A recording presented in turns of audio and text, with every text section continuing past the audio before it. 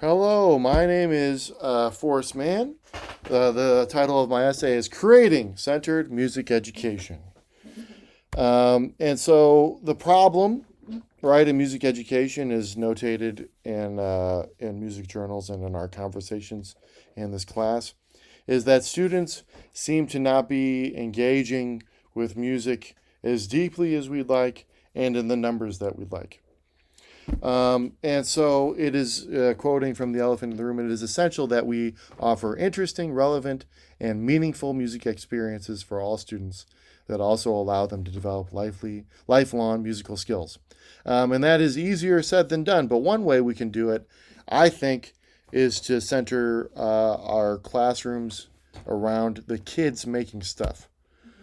And so my thesis is my thesis statement in order to make secondary music education in American schools more relevant and student centered, instructional activities and performance experiences should be concentrated around audiation, improvisation, and student composition.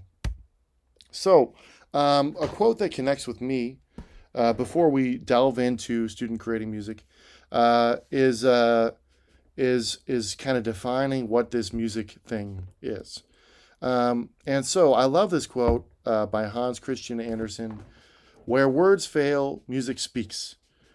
And what a great idea a great way to put this music thing into words that is communicating something that is deeply human, deeply felt and understood, and that is hard to explain.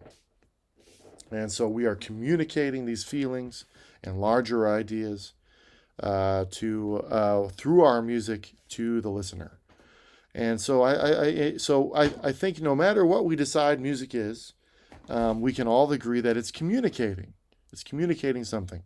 And so in that way, music is a language. Now, music is not exactly a language. There are elements of the definition of a language that music does not apply to. Because music is communicating, it's kind of like a language. We kind of learn it like a language. And so Edwin Gordon kind of breaks, and I think we can agree with this as well, learning music into these four vocabularies that are very similar to learning a language. And that is listening, that is performing, which is kind of like speaking in language. Performing could be either reciting music that we've memorized or reciting what we're reading on a piece of music notation, or it could be improvising, much like I'm speaking right now without reading off of a script, which I probably should do, but I'm speaking ideas that are coming to me as I'm thinking them, and improvisation is what that is in music. And then also in music we have reading and writing. Now, all of these, when we're learning a language, in many ways are kind of equally balanced and interwoven. When we're learning to speak English or Spanish or whatever, all these ideas are wrapped up into each other. You can't really take one out easily and still access the others. But when we learn music, we cut out the speaking part, we cut out improvisation, and we cut out writing. We cut out music composition. Those are rarely taught in the music classroom, the traditional secondary choir and bands and such. So, no matter what, when we're teaching music, Gordon, who kind of came up with that idea of the music as a language, I shouldn't say wrote about it. I don't think he's the only person who's thought of it that way. Gordon coined this term audiation, and audiation is basically our ability to think in terms of music, right? So if right now I can think the song Mary Had a Little Lamb in my head, and I don't need to play it or for somebody else to play it for me to know how it goes. I have a thought of that in my head, right? And I could write that down. I could express my audiation through notation. I could read Mary Had a Little Lamb written in notation and thinking in my head. Uh, and uh, and I could hear somebody else play it, and I would hear, oh, that's Mary Had a Little Lamb. That's kind of what audiation is: the ability to read, write, listen, decode, and speak in terms of music. So that's all that stuff wrapped into one. Really hearing, really audiating the music. Um, and so improvisation is a big part of that journey of learning music, or should be, and is speaking is a huge part of learning uh, a language. Right? When we're babies, we're listening to the language around us, and we are recreating the sounds that we're hearing. In nonsense and babble, we're babbling, but we're goo goo da da, right? The first words that my kids spoke was da da, and it was not a word, and I don't think it was expressed at me. It was just them experimenting with the sound of da da. But we're just going to say that they said my name because I feel like that, and it was just Father's Day. So that's we're learning to create the skills to create the sounds, much like when we're learning an instrument or learning to sing, we're learning to create the sounds that we need to, that will later become words and later become part of a conversation. And we'll have a conversation with others where we listen to what they're saying and we'll say something back, right? And based on what they said, we will learn how to better speak back, and our vocabulary will expand so that we can get clearer, so that we can get what we want. Um, and so in that way, speaking actually aids on our listening. We can ask clarifying questions, and having heard someone speak something, we might say it back, and learn how to better speak it ourselves. And so speaking and listening, improvisation and listening are kind of intertwined in that way. We're better listeners for having spoken. Um, and and the same is true. Reading and writing are inseparable in the English language and in other spoken languages in many ways. We don't really learn how to read without having tried, at least in part, writing the alphabet, writing letters down, and we read a great sentence, and we go, ooh, when it's time for me to write something, I'm going to write it and organize it like that. Or when we're writing, we have to write down a sentence like I had to do for my essay, and I had to try to put something into words. And then when I read things that are near that idea, I'm going to connect to it better because like, oh, I wrote something like that, and I'm better able to understand what I'm reading based on what I've written.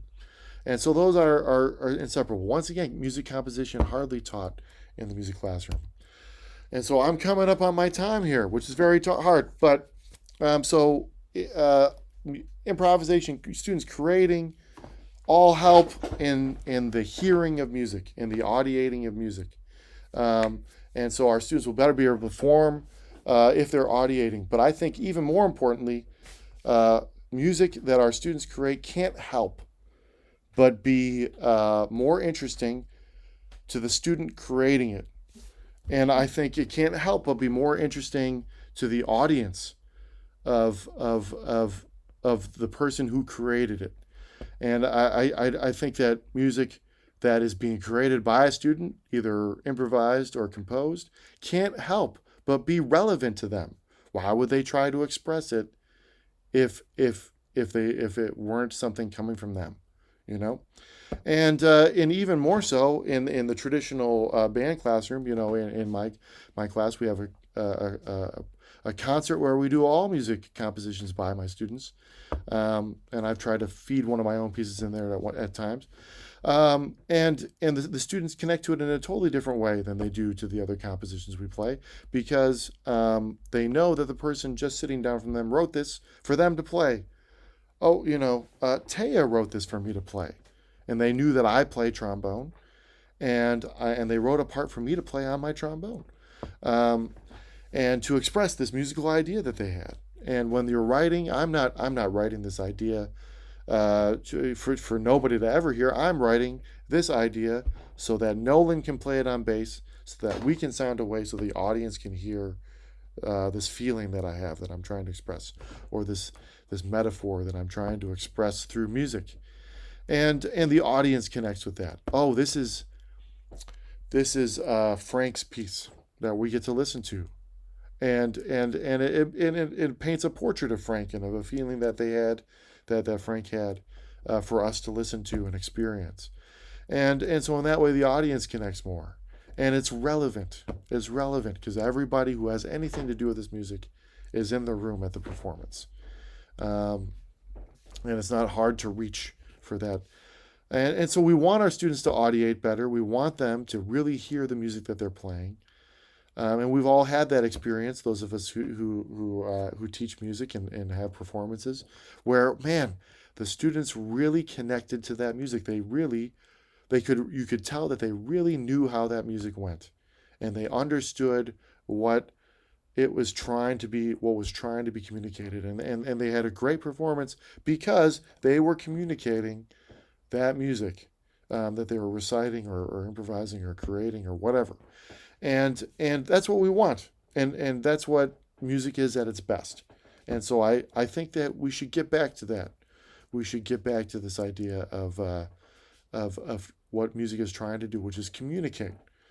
And what is it trying to communicate? It should communicate our students' ideas. Okay, so that's the way I feel about it. I hope that was interesting. And this is the last time I'm doing this video.